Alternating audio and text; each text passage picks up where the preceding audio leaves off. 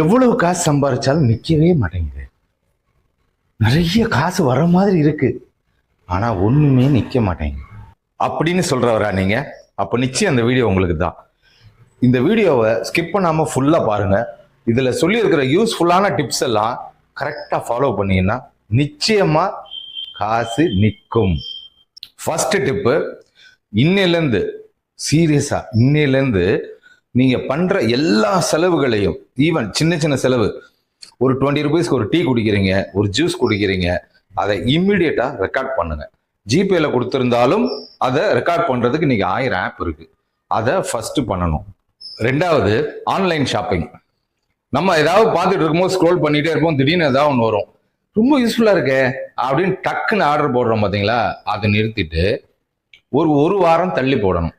முக்கியமா இந்த ஒரு வாரம் கேப்ல இந்த பொருள் நமக்கு உண்மையிலே அவசியமா, இல்ல இதே பொருள் வேற ஆப்ல இன்னும் கொஞ்சம் கம்மியா வேற ஏதாவது ஒரு ஆஃபரோட கிடைக்குதா, உண்மையிலே அவசியமான பொருளா இருந்தால் இந்த மாதிரி தள்ளி போடுறதுனால டெஃபினட்டா யூஸ்ஃபுல்லா இருக்கும். முக்கியமா அந்த பொருள் மேல இருக்கிற கிரஷ் கொஞ்சம் கம்மியாகும்.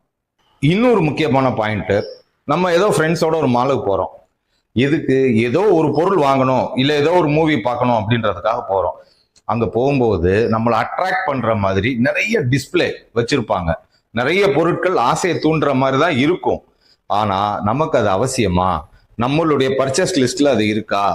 என்ன வேணுமோ அதை மட்டும் எழுதிட்டு போய் அதை மட்டும் வாங்கிட்டு வந்துடுறது. இது ஒரு நல்ல ஹேபிட். நீங்க சொல்ற மாதிரிலாம் எதுவுமே பண்றது இல்லைங்க, ஆனாலும் காசு நிக்க மாட்டேங்குது அப்படின்றவங்களுக்கு ஒரு முக்கியமான விஷயம், நீங்க அனாவசிய செலவு பண்றது இல்லை, குட், கரெக்ட். ஆனாலும் சேவிங்ஸ் அப்படிங்கிறது மஸ்ட்.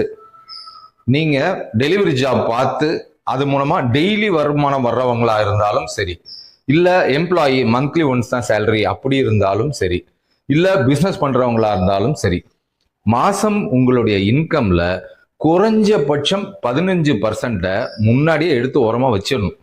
பாக்கி 85% தான் நம்மளோட ஆக்சுவல் இன்கம் அப்படின்னு நினைச்சீங்கன்னா நிச்சயமா ஆச்சரியப்படுவீங்க, அதுக்குள்ளேயும் நம்ம குடும்பம் நடத்த முடியும்.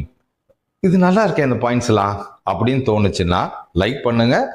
அப்புறம் உங்களுக்கு தெரிஞ்சு இவங்கெல்லாம் ரொம்ப செலவு பண்றாங்களே, இவங்கெல்லாம் சேவிங்ஸ்லாம் இல்லாம இருக்காங்களே அப்படின்னு யார் யாருக்கெல்லாம் தோணுதோ அவங்களுக்கெல்லாம் அதை ஷேர் பண்ணுங்க. நிச்சயமா யூஸ்ஃபுல்லா இருக்கும்.